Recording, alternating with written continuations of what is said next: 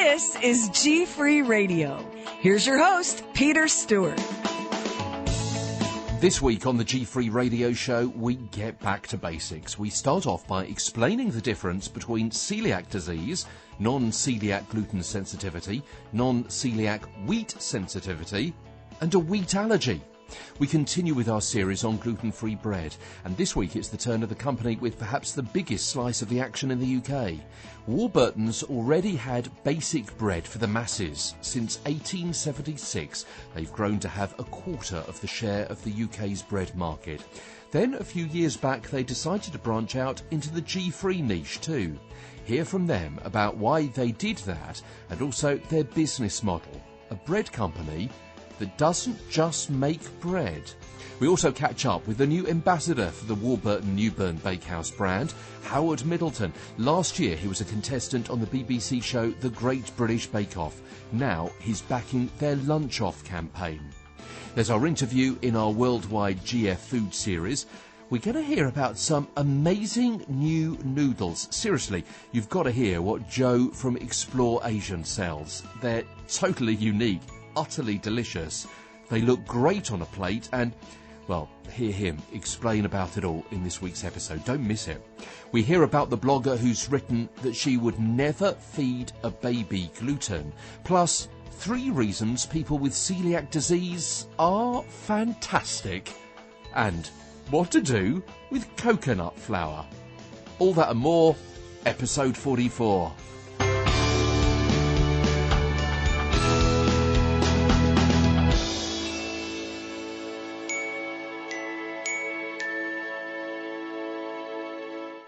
Hello, and this is Peter Stewart. I am the presenter of the world's only weekly GFree podcast. So everything about gluten-free and celiac living right here in a podcast.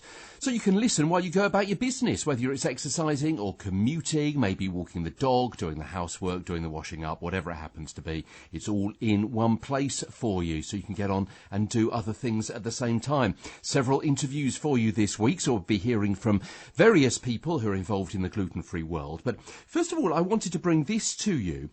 What is the difference between wheat sensitivity and celiac disease and non-coeliac gluten sensitivity and indeed non-coeliac wheat sensitivity?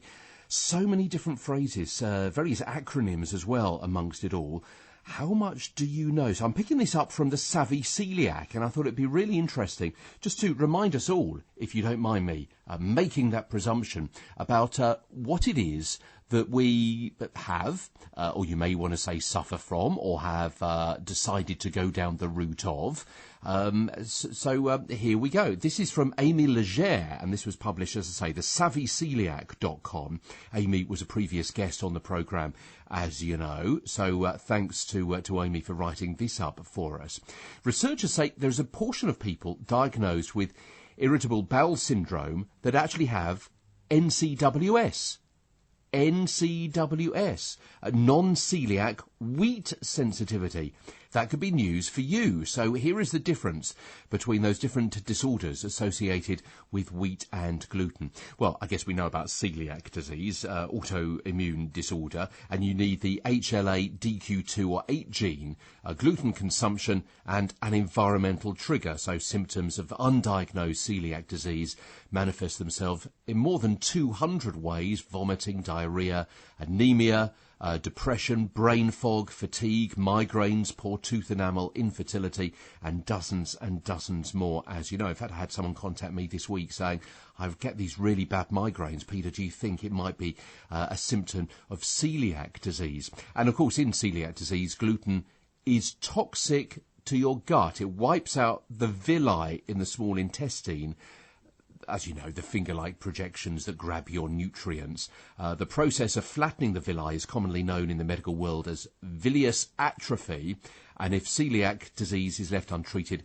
it can lead to overall poor health, cancer and osteoporosis. Testing for celiac disease includes a celiac panel of blood tests and an endoscopy and biopsy of the small intestine. So we can tick off the definition of celiac disease. Let's move on to number 2. Non-coeliac gluten sensitivity, NCGS. Not celiac disease, obviously, people with non-celiac gluten sensitivity can have similar symptoms as CD, but they don't have villus atrophy. They may not feel good when they have gluten, but they're not at risk of getting cancer if they eat it, like you might be with celiac disease. Patients with gluten sensitivity may get the celiac panel blood test and possibly biopsy to rule in or out celiac disease. There's no gene that can be tested in NCGS. The whole area is still under quite a bit of research to get more concrete evidence for diagnosis. So that's non-celiac gluten sensitivity. So non-celiac wheat sensitivity, NCWS, relatively new. December 2012, the American College of Gastroenterology published research on the subject, and it said a third of the IBS patients studied for the research who underwent a double-blind placebo-controlled challenge actually had non-celiac wheat sensitivity. The research found two subgroups of patients, one that had symptoms similar to celiac disease, and another group where the patients were suffering from multiple food sensitivities, which had clinical features like those found in allergic patients. And they hypothesised that the ones that had symptoms similar to celiac could be, quote, predisposed to develop villus atrophy, overt celiac in the future. Again, more research is needed in that area. And then, finally, wheat allergy. And you may have heard the Mayo Clinic in America. They're at the forefront of research into all of these gastrointestinal issues. And they define a wheat allergy simply as an allergic reaction to food containing wheat. It spells out the difference between a wheat allergy and celiac disease. Quote, a wheat allergy generates an allergy-causing antibody to proteins found in wheat. But one particular protein in wheat, gluten, causes an abnormal immune system reaction in the small intestines of people with celiac disease. Testing for wheat allergy will usually include a combination of tests, skin tests, food diary, or a pill that has the potentially allergy-inducing agent. That's according to the Mayo Clinic. So, all in all, if you reckon you've got an allergy to gluten or wheat, go and see your doctor right away. Ask for the various blood tests. But what you don't want to do, obviously, I mean, we say this quite often, and in the community, it's pretty well understood and pretty well documented and passed around time and time and time again. But I guess if you're new to the whole system and the whole G area, gluten area, don't start eliminating gluten from your diet before you see your GP, before you see your personal health expert. If you take gluten out of your diet before the tests start, there's no way you're going to be getting an accurate reading after all, is there? So, there you go. So, various acronyms there, the wheat allergy, the celiac disease, but also the NCGS and the NCWS, and you heard about it on GFR. GFree Radio.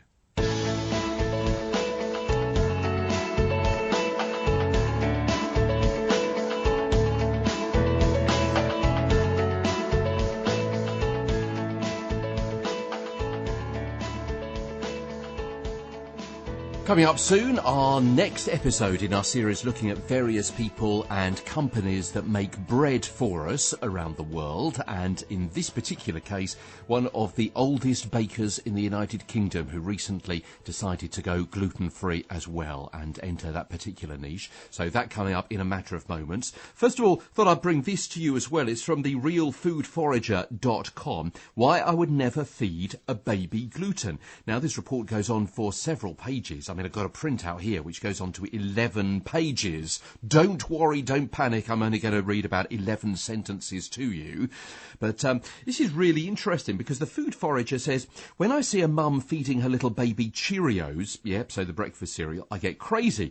I have all to do to say something, but how can I not say anything when I know that it may be setting her child up for future problems? So essentially this is not baby food I would never feed a baby gluten. According to Dr. Alessio Fasano, gluten is not digestible by humans, whether they've got symptoms or not.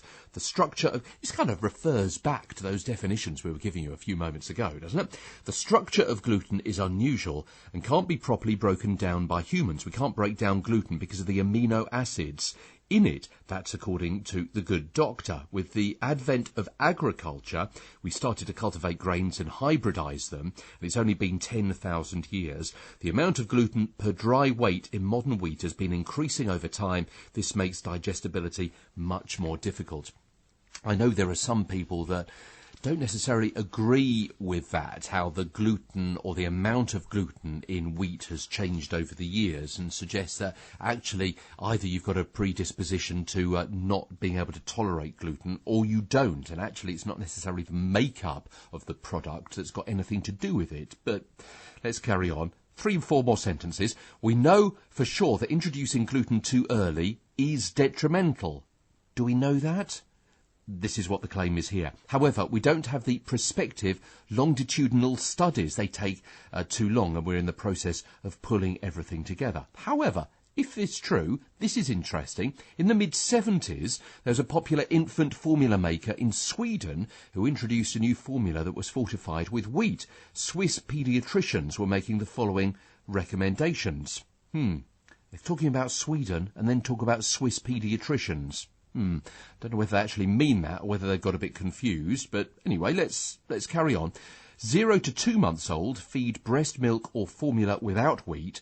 2 to 4 months, feed the new formula fortified with wheat to get ready for solids, and after 4 months, start baby food.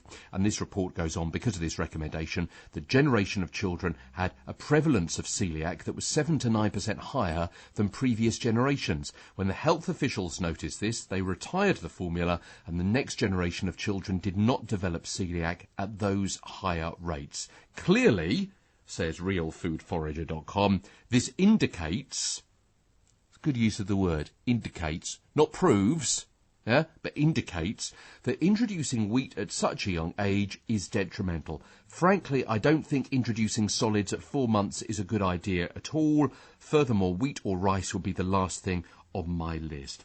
As I say, this report goes on for several pages, but an interesting blog. It's worth reading, realfoodforager.com, and you heard about it with me, Peter Stewart, on GFree Radio. So, several interviews for you again this week. We like to bring lots for you in the programme. So this week, another 3 sets of interviews, as we did last week. Usually we have 2. We don't want to make the programme too long for you, but sometimes things just kind of work together well, or there's a bit of breaking news we want to bring to you as soon as possible, that kind of thing. But this week, the second in our series on bread and those who make it. Last week, we spoke with a fairly small company, didn't we, looking to set up their first purpose-built unit, if you remember. If you don't, you can go back and listen again, or maybe for the first time, to last week's episode of the show. Everything's still available online in the same places you're listening to this. We're on YouTube and iTunes as well. This week, one of Britain's biggest brands in the baking business, Warburton's, well known, of course, for its glutened bread.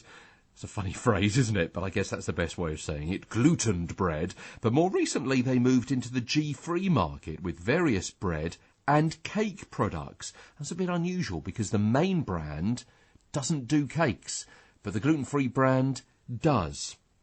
From the company, Warburton Newburn Bakehouse, is Sarah Coke.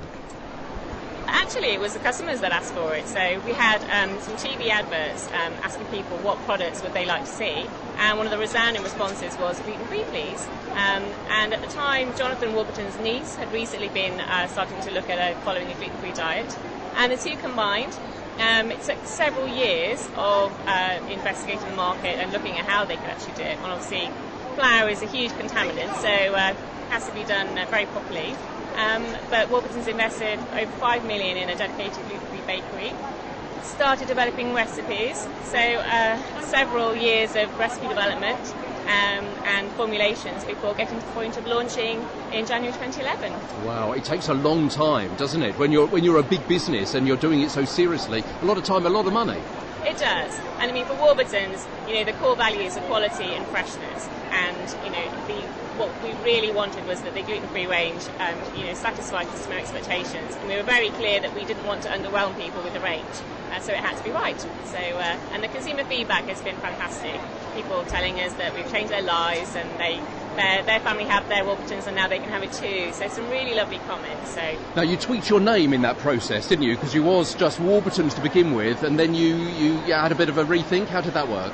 We did. I mean, the original launch was very much the packaging, for example, trying to replicate the visual cues from the Warburtons range, and obviously it's a very strong brand. Yeah, very strong brand. So we wanted to keep the brand, but actually perhaps it was slightly too close to the main packaging, and so partly people were sometimes not seeing it in the stores, weren't realising it was gluten free. But we also did some consumer research that showed that perhaps we weren't fully demonstrating some of the values behind what we were doing. For example, there's a lot of craft and actual provenance that goes into our range.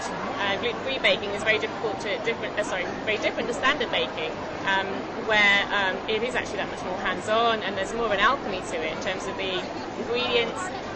And the research showed that we probably weren't selling that to consumers. So we had lots of various propositions we looked at, and the one that came back most strongly was identifying with where the products came from, which was the Newburn Bakehouse. And also it makes it much more obvious and therefore reassuring to someone who's buying gluten-free that actually I am picking up the right loaf. Yes, definitely, and I think the feedback has been great. People are finding it easier to find on the shelves, which is good. So it's improved our availability, but I think it better demonstrates what we're all about, and is definitely helping us to appeal to a wider audience. So. Obviously, you're used to going up against other big brands in the normal loaf business, but the gluten-free loaf business as well is very, very difficult, isn't it? You've got quite a few. I'm just looking around, actually. They put you away from, or not too close to other brands. There is one a couple of stalls away who actually didn't take up my opportunity to be interviewed, so tough cheese to them. But, I mean, it's very difficult to get in, isn't it? It is, and I mean, as much as obviously Warburton's has got, an established relationship with all the retailers, that's by no means, a given that, we will gain listings. All of our listings have had to be, won on their own merits, really, and the free-form fixtures within the retailers, whilst they are growing in space, but they are covering every single category pretty much within that fixture. So it's hard-working space. So every product has to get in there on its merits in terms of product quality, offering additional variety, cost effectiveness. So it is tough out there, but I think for us, that's where product development is the absolute lifeline, really. We know that we have to keep providing new things for consumers and for the retailers. Okay, let's talk about those products in a second. Another interesting development I've noticed over the past year, 18 months, is the established brands like Warburton's and also Heinz as well, having the kind of the sub-brands as well. Previously, if I can mention the loaves that begin with the letter G, they were gluten-free brands that started off small and then rose up and got bigger. That's true, and I think probably what Warburton's has, I suppose, been able to provide quite uniquely is actually bringing baking back into this. I think probably, the majority of the brands in the sort of multiple grocery sector have been gluten-free experts first, and then looked at their breadth of range. Whereas, for us, baking is our lifeblood. So it's definitely been all about kind of bringing the baking into what we do. So in terms of our team, we have a mixture of baking experts and gluten-free experts who happily play in the test bakery, coming up with products. So the loaves and the tea cakes and so on now, I don't tend to walk down the cake aisle much. Do Warburtons do cakes generally? No, I mean So it's just specialist for the gluten-free? Yes, but they all come out of our Newburn Bakehouse, so the breads, the cakes, and now our wraps. We knew that from requests on Facebook and social media that people wanted a wrap, and it was one of the things that they were missing. Warburton's does have very ambitious plans for the free-from category, and we do want to be the number one free-from brand. So from that point of view, I would say, we wouldn't rule out anything indefinitely over the future, but obviously baking is our lifeblood. So that's very much where all our product range is at the moment. But we're looking. We've got a wide range of products we're looking at over the next couple of years. Some which we can do in the short term, some which will need more investment. So it's You're very busy. And the suggestions box here on the counter, so you're really expecting people, as you did with social media with the wraps, you want people to get involved. It makes sense, doesn't it? It's pointless you providing something no one wants to buy. Definitely, and I think the consumers in particular, I mean, they know the quality of what's out there as well. So, obviously it's great for them to come up with new ideas, and obviously we can look at what works well in the standard categories, but actually they are the experts in what are the real gaps in both in quality and in range. So we love to get as much feedback as possible, good or bad. Sarah Cook from Warburton Newburn Bakehouse. And you'll remember back in episode 25, we spoke with Becca from the Great British Bakeoff. If you don't, you want to relive that, again, YouTube, iTunes or Spreaker.com. It's where we have all of the episodes archived for posterity. You can go back and check out episode 25 and see what else is around in our archive as well. But you remember the Great British Bakeoff, that's the, if you're not in the UK, that's the BBC TV show, kind of baking competition programme. This week, another contestant from that last series, it's Howard Middleton, who's just been announced as ambassador for the Newburn Bakehouse range. I'm ambassador for the Lunchoff campaign, which is basically a campaign to encourage people who live gluten-free or celiac or whatever to try something different for lunch, to be a bit more creative about what they have for lunch, because it's often seen as quite a challenging meal. What do you take to work? What do you have at home? The sandwich thins have been part of the wheated Warburton's range for some time, being very popular. But obviously it's new to have the Newburn ones, which are gluten-free and wheat-free. On the website, people can upload their own ideas, and there are also ideas that have already been developed, of which one of them is a seeded feta fattoush, which is the recipe that I came up with. Yeah, lovely, yeah. It's like a kind of Middle Eastern salad which has bread in it. It's traditionally made with pita bread, which has been toasted until it's quite crispy. And then you tear chunks of that and put it into the salad. The recipe that I've come up with uses the seeded sandwich thins by Newburn Bakehouse, and they're toasted, and it's got lime, it's got radishes, it's got pomegranates in there, and it's got feta, and then it's got some hemp seeds in to give it a bit more crunch, as well as the seeds that are in the bread. It looks fantastic, and you know what, I'm just looking at some of the other recipes. Here's goat's cheese and red pepper pizza, sweet chili chicken with carrot and cabbage salad, turkey brie and cranberry toasted wrap as well, and there are lots of others there, and people can vote for them. And it's in your own best interest to get on and put various recipes up, because you get a special money off voucher as well if you do that, don't you? Absolutely, and then at the towards the end of the campaign, what we're going to do is the recipes that have been uploaded.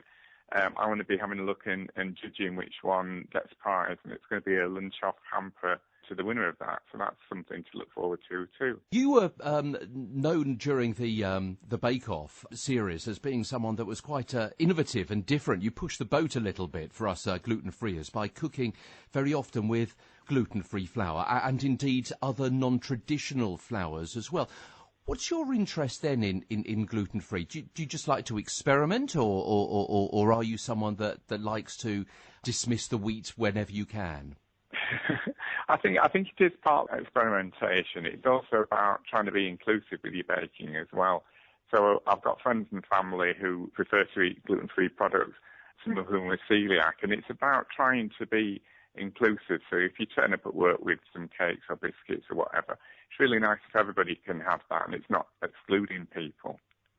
And a few months ago, just as the Bake-Off series was coming to an end, we had we were speaking with one of your colleagues, one of your friends, Becca, who also was baking gluten-free. At least, well, of course, you all had to, didn't you? In one episode, you had to have an alternative flour. So she was telling me all about the differences and some of the problems, because wheat flour, it's actually a fantastic product, isn't it? Because it is so versatile in as much as you can use it in pastries or cakes and breads and so many different ways. There's nothing else that replicates that by itself, is there? That's the trouble. I think it's really good actually to try different flours, because what I find is that, depending on what you're baking, if it's things like biscuits or pastry, you can get really good results by not using flour that has got wheat in it.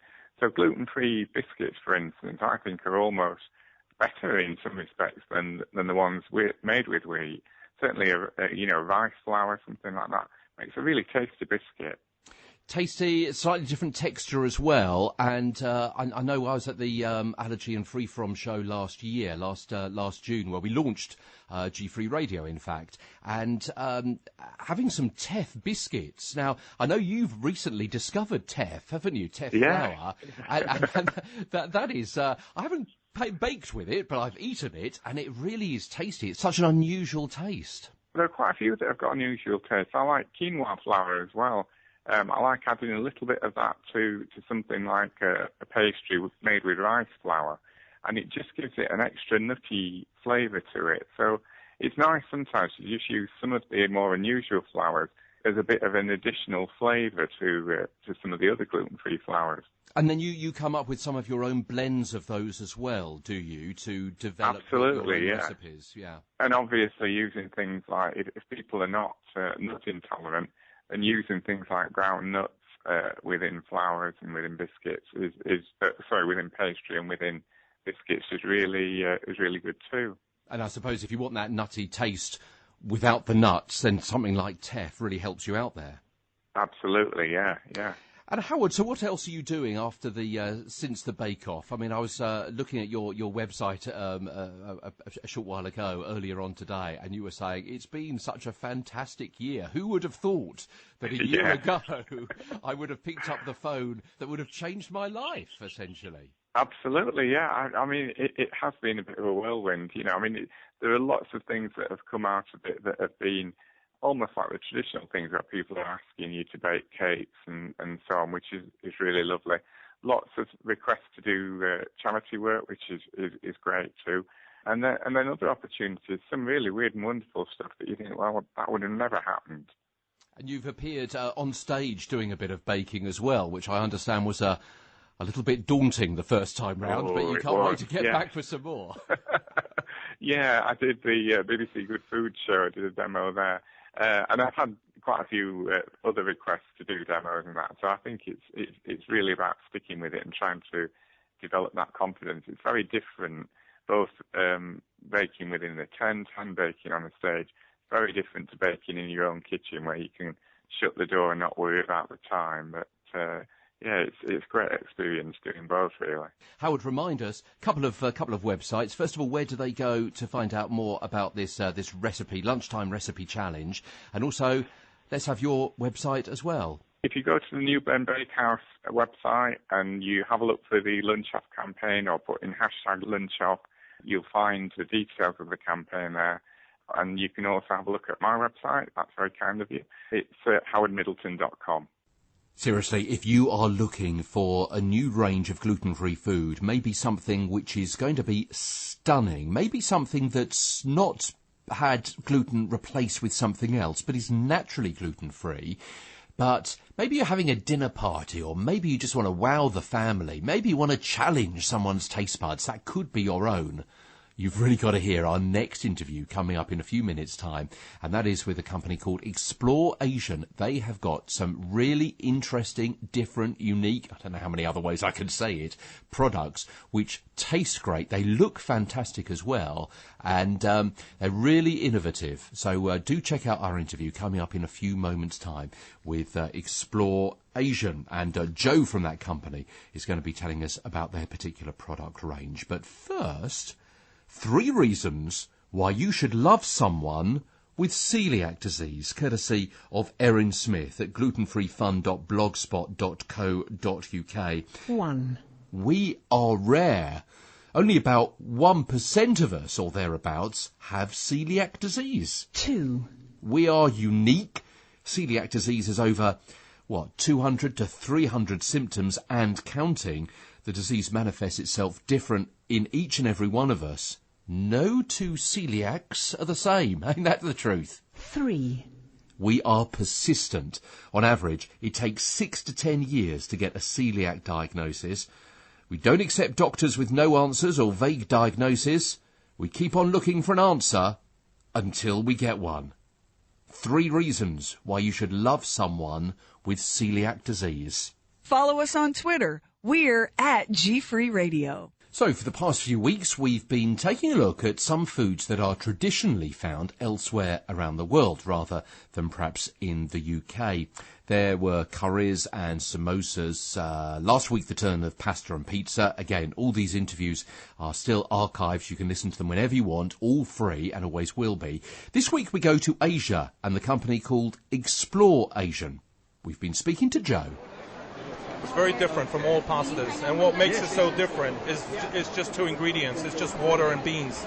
So we grind the beans into a flour, and then just add the water to it and extrude it at very low heat so we can retain all the nutrients, especially the soluble fiber and the protein and the iron that normally go away if you do it at high heat. So let's go back. So when you cook it, well, first of all, it looks a bit like pasta, doesn't Correct, it? In fact, you're calling it by some pasta names, aren't you? Correct, Fettuccine yes, and so correct. on. But we're adding the name shape. So since it's not really from wheat, from salmonella wheat, so we are added the name fettuccine shape or spaghetti shape, so as not to cause anybody any trouble. Yeah. And you're cooking it in the same way as you would? Same way as pasta. 8 minutes, boiling water with a little bit of a spoon of olive oil and salt if you want. Yeah. And then draining it over cold water. And then you're going to be serving it in the same way as pasta? Exactly in the same way as pasta. You can mix it up with any sauce you like. We recommend certain sauces. We have lots of recipes online, and on the bags themselves we recommend a recipe. We change the recipe every print run so as to keep it fresh. And we're selling it at the moment in 12 countries. We just launched it in the UK. Okay, so we've talked about what it is, because I want to scare people off immediately, perhaps, with the flavours, because they are a little bit unusual, aren't they? They are so unusual. I wanted to kind of put it into context first about this is what it is, this is how you would eat it. So you've got about, I'm looking up, am I right, 3 or 4 different flavours? Yeah, we've got 3 soybeans, black beans, and mung beans. We're coming up with an azuki bean in 4 to 6 weeks. So those are 4 beans that have a lot of protein and a lot of vitamins, especially iron and B1, B6 vitamins. So you've ground them up and you've made flour out of them. Correct. Add water and then extrude it at a very low heat into a spaghetti shape or fettuccine shape, and then air dry for 3 hours, and then pack them up. It's very simple. It's like raw food. You know, I mean, it's so easy to make, and it's also so easy to cook up. But yet you're getting a lot of protein and very little carbs and a lot of different vitamins, iron, especially iron and fiber. And because of the amount of fiber in the product, it will always cook al dente. You can overcook it hours, and you can reheat it several times, unlike other gluten-free pastas. And that's one of the biggest problems with gluten-free pastas, is made from corn, rice, or quinoa. If you overcook them, 1 or 2 minutes they become mush. You try to reheat them, it's really difficult to eat. Also, if you try to serve them cold, they become brittle and very dry at the edge. This is great with a cold salad, with a little bit of olive oil, balsamic vinegar. It's just great to serve it fresh and cold. And they look extraordinary as well. I'm just looking at the soybean. That looks that's really fine kind of spaghetti, isn't it? It looks quite brittle, but it's got a lovely kind of 8 minutes of brown textured colour to it. The texture is very similar to regular pasta. People actually are amazed when they try it. At the beginning, they think they think that it's a little too different for them. But the minute they try it, after they've cooked it, they realise it's so similar to regular pasta. Okay, hands up. I thought, oh my God, what am I getting into here? But seriously, taste it. And then as you say, the black bean spaghetti shape, kind of black pasta. That could put people off. But Correct. Looking at the serving suggestion on the plate, where you've got it there with some sweet peppers. It looks so dramatic, doesn't it, on that white plate? Yeah. I mean, a black food is going to look brilliant. Yeah, it's also great. It goes with an Alfredo sauce. It goes great with a vegan coconut sauce, which is what we recommend, which is so easy to cook up. I mean, you just take a can of coconut cream, add some red curry paste or any other kind of paste to it, and then just ginger. We've added ginger and coriander, and then just a few pieces of pepper. It makes it really look nice, garnish it up. And then the mung bean, which, as you might expect, is rather more green. Yes, it is, yes. And we recommend it with either cream sauce or a pesto sauce. As I say, a pesto, maybe some broccoli, something like that, to bring out the green. Yeah, and unlike other gluten-free pastas, it's very difficult to serve it cold with some vegetables. These pastas are really easy, and so, it's no problem to serve it with cold vegetables as opposed to other gluten-free pastas. I really recommend people to buy some of this and to give it a try, because it looks so dramatic, it tastes absolutely fantastic, and it is a bit different from your usual rice and pasta and corn. Absolutely. So give that a try. How can people get hold of this? Well, it's actually selling, just started a month ago here in all the Whole Food stores, Whole Food Market and Planet Organic, Nutri-Centers, and online at the Gluten-Free Food Market, online on Amazon in about 2 weeks. And we're hoping after the show to get into a lot of natural food stores. So anybody that's interested should just go to their local food store and ask for it. They could get it from Tree of Life, which is the biggest distributor in the UK for natural and organic products. And the word you're looking for, the brand you're looking for is Exploration. Yeah. Exploration black bean spaghetti or mung bean fettuccine or soybean spaghetti. And in fact, when we came over to do the interview with you, we were already talking to someone that wanted to have rights to distribute in Malta. In Malta. Yeah, we've had actually yesterday and today people from France, Germany, Holland, Belgium, Spain, Portugal, Poland, Czech Republic, somebody was here from Turkey just a few hours ago, so it was kind of, wow, I didn't expect this at the show. Joe from Explore Asian, and I hope you agree with me when you have a look at their website, how stunning some of those foods look. I hesitate because stunning, you may say weird or unpleasant. I mean, kind of black spaghetti. It's a bit challenging, isn't it? But have a little look, and I reckon, as I've said before to a couple of people I've been speaking to about this, black spaghetti on a white plate, maybe with some a dish that maybe includes some red peppers, some sweet peppers, maybe tomatoes, maybe a bit of white chicken or some fish. Boy, oh boy, that is just going to look so stunning, isn't it? So just bear that in mind. And also naturally gluten-free, which is fantastic. So it's not that they've taken the gluten out and replaced it with something else, but it's naturally gluten-free anyway. So that's well worth, I think, exploring. I'm not getting a cut of this, incidentally. In fact, I'll say this: the last time I met up with these guys, I did buy their products. Okay, I did not get any backhander. I did not get any freebies. I was a little bit bruised about that, to be quite honest, but heck, there you go. Pay my own way. Okay, our series continues with various gluten-free flours and grains. Just a quick look this week at coconut flour from naturalnews.com. Coconut flour, sweet tasting, low glycemic index, which is really good. Obviously comes from coconut meat. It's not going to come from the shell, is it? It doesn't taste strongly of coconuts. It does contain all the health benefits. Yeah, more and more you're hearing nowadays, aren't you, about coconut oil and how you should have that more and more. 1 tablespoon of coconut flour contains 10 grams of fibre. That's a huge amount, isn't it? Which is double the amount of fibre as wheat bran, 20 times as much fibre as white wheat flour. Boy, oh boy, 10 grams of fibre per 1 tablespoon. Coconut flour is also high in protein, low in fat. Long-term consumption of it has been linked to reduced blood pressure and blood sugar, improved thyroid function, increased energy, I better start loading up, and even boosting testosterone levels. No need in that department, I can assure you. Its clumpy texture might take a little bit of getting used to, but that said, coconut flour is best suited for baked desserts, muffins, pancakes and waffles. It sounds really good, doesn't it? Coconut flour. You may have heard of that before, but not known much about it. But if nothing else, just kind of pop that in the back of your mind. Coconut flour, yeah, I could do a bit of baking with that. Let's have a little look through some recipes, see whether any of those have coconut flour as the main ingredient. Have you heard of mesquite flour? Mesquite flour is something that we're going to be talking about next week on the programme. But before we go this week, let's have a little look at some of the tweets that we've spotted during the course of the week. And Stephen Bennett said, gluten-free gluten. Get to work on that, somebody. Hashtag problem solved. Got another message here from Nadia Carrier. United Airlines now offers gluten-free options during in-flight dining. That's really good. I must tell you, 'cause I was away a couple of weeks ago and on a little bit of business to the ends of the world, ladies and gentlemen. I'll tell you about that in a couple of weeks' time. And I had an incident on board the plane that took me there, so I'll tell you about that in a couple of weeks, in a couple of episodes. Andrea Ratti tweeted in the week, perks of being home, having a fridge full of gluten-free food and not having to check labels. That is so reassuring, isn't it? You know exactly where you are. It can be a bit kind of almost disconcerted. It kind of gives you that false sense of confidence, doesn't it? Because you forget then when you go to someone else's house that you're always only cooking with GF stuff.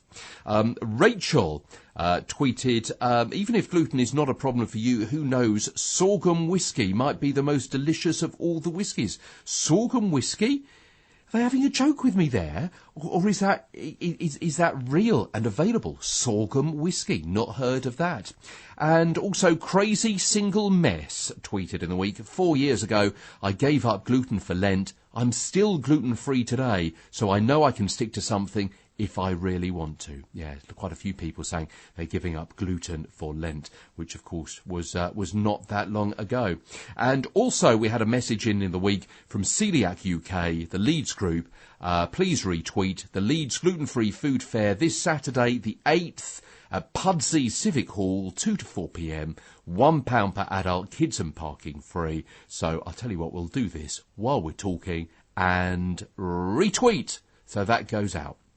So that's what's been happening this week as far as the tweets go, and also as far as GFree Radio goes. Next week, celebrity chef Antoinette Saville has not only been on TV loads and loads and written recipe books and articles, she's also got her own bread range as well, so we're going to be catching up with Antoinette.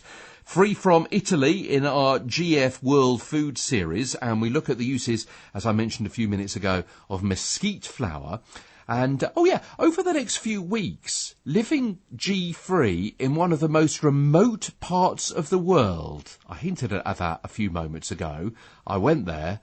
It was 8,000 miles away from G-free radio towers. Where could I have gone 8,000 miles from London? I'll tell you about that in a couple of weeks' time. And also coming up in a few weeks' time on a future episode, hear about us on a G-free baking course as well. All that and more to come as the weeks roll into the months and the episodes flash by one on the world's only G-free podcast that is out every single week. It is GFree Radio. I'm Peter Stewart.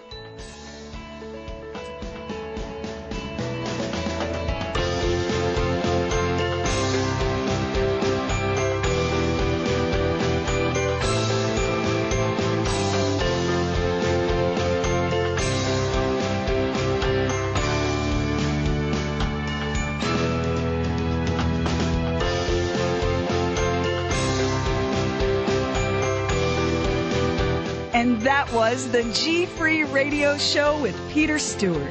And you. Thanks for listening. And remember, until next time, be good, be healthy, and be G-Free.